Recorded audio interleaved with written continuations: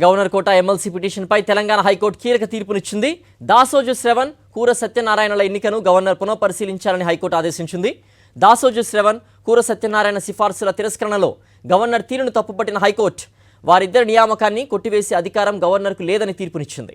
కేబినెట్కు తిప్పి పంపాలి తప్ప తిరస్కరించకూడదని హైకోర్టు సూచించింది. గవర్నర్ కోట ఎమ్మెల్సీల జాబితాను మరోసారి కేబినెట్ ముందుంచి నిర్ణయం తీసుకోవాలని హైకోర్టు తెలిపింది. తాజాగా ఇద్దరిని ఎమ్మెల్సీలుగా నియమిస్తూ ప్రభుత్వం విడుదల చేసిన గెజిట్ను హైకోర్టు కొట్టివేసింది. కోదండరాం, అమీర్ అలీ ఖాన్ను గవర్నర్ కోట ఎమ్మెల్సీలుగా నియమిస్తూ ఇటీవలే ప్రభుత్వం గెజిట్ నోటిఫికేషన్ను ఇచ్చింది. అయితే కేబినెట్ నిర్ణయానికి గవర్నర్ కట్టుబడి ఉండాల్సిందేనని సూచించిన హైకోర్టు మళ్లీ కొత్తగా ఎమ్మెల్సీల నియామకాలను చేపట్టాలని ఆదేశించింది. కోదండరాం, అమీర్ అలీ ఖాన్ నియామకాలను హైకోర్టు కొట్టివేసింది.